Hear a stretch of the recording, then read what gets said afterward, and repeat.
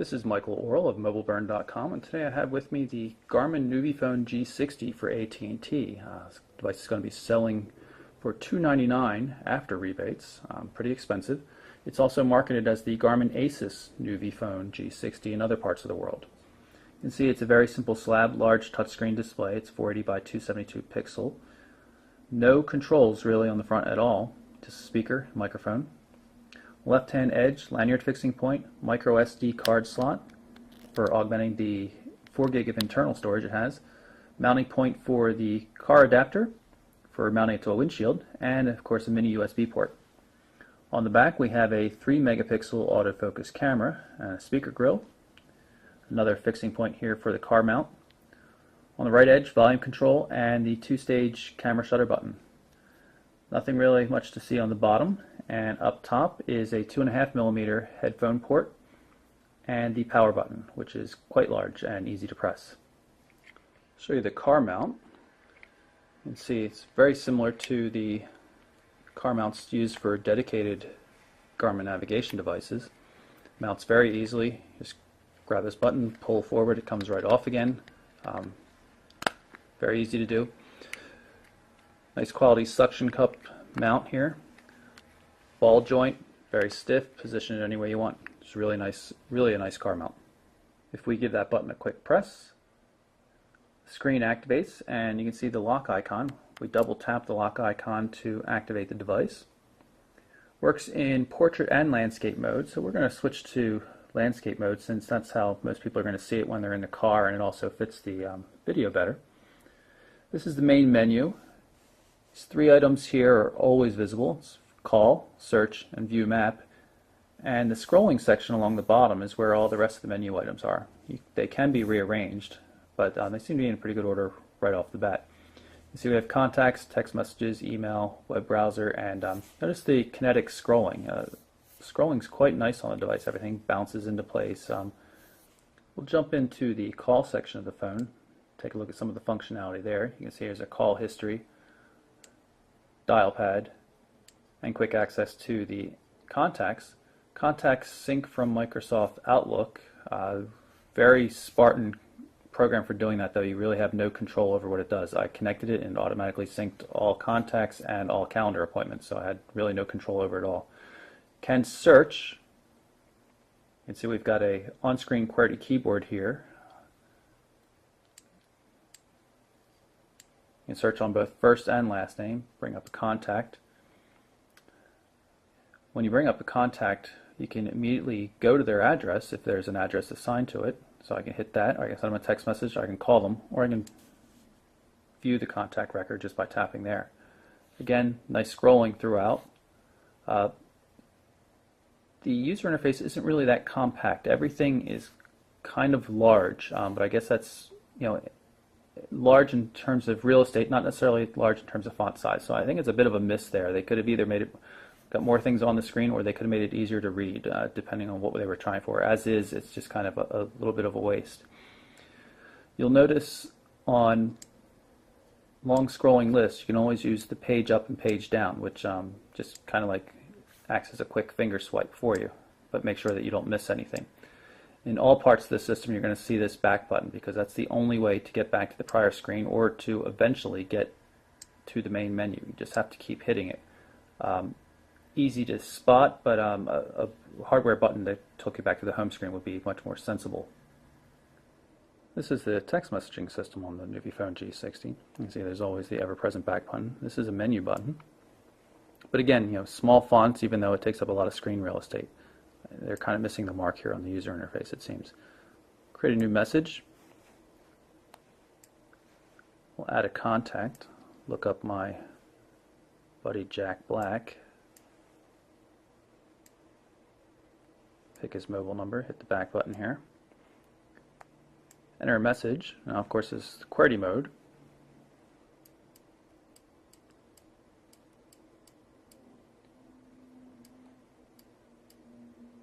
Now you can see that there's word prediction. This is a test I typed, but if you see where it says ament, as in testament, if I hit the auto button, it'll fill in the rest of the word that it's predicting.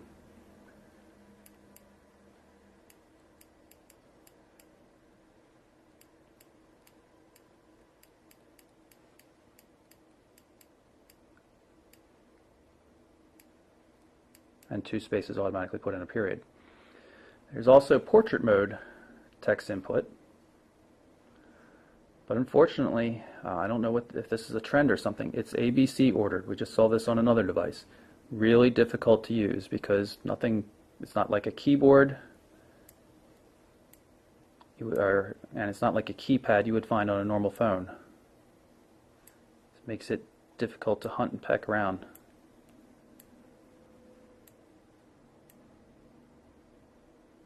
As you can see.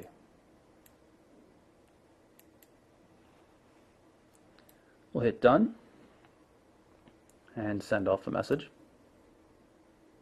You can see it's threaded SMS.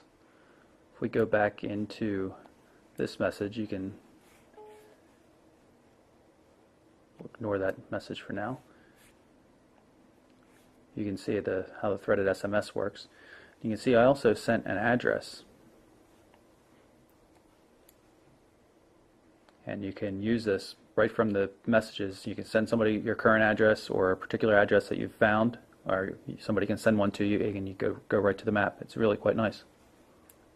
There's decent email support on the Nuvifone G60. You can see I have email configured already, 10 unread messages it appears. This is a Gmail account. I typed in the address, the password, it handled everything else. Not the greatest email client, but it's pretty workable. There's no formatted text or anything like that, but nice scrolling and attachment reading support. You can read most Office docs. You see this is formatted text, bolds, italics, and they're not coming through. You can load them up in the web browser to see the formatted text, but unfortunately the web browser, as we'll point out again later, there's no intelligent zooming. So when I zoom in, okay, now I can read the text, but you can't actually see the whole screen at once.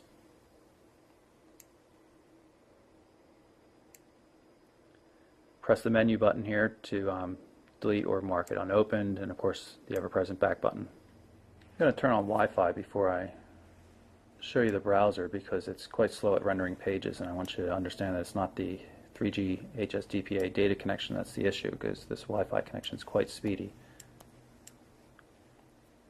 The browser actually is quite frustrating to use. Does a very good job of rendering pages. It's just so slow.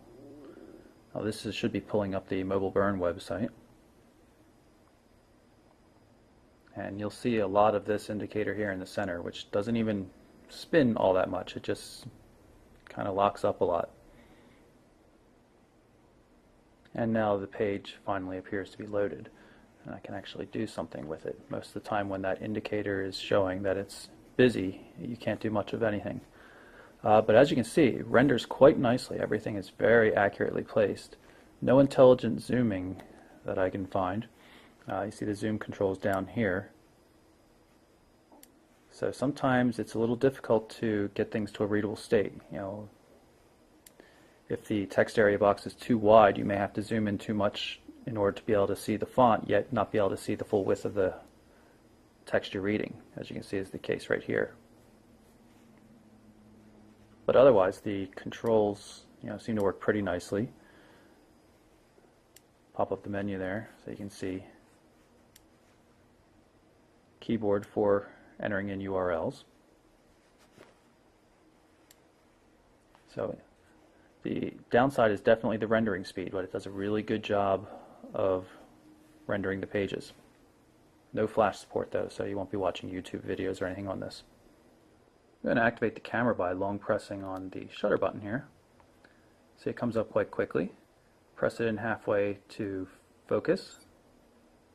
Box goes green, you press it the rest of the way to take the photo. Pretty simple, works pretty well. You have options for adding GPS positioning data.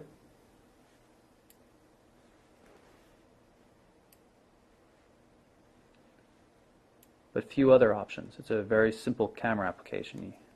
Say there's no on-screen controls, there's no settings, just a button to the gallery.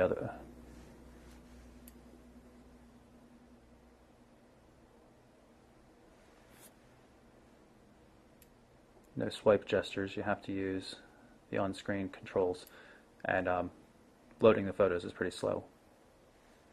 And of course you have to back out of everything to get back to the main menu.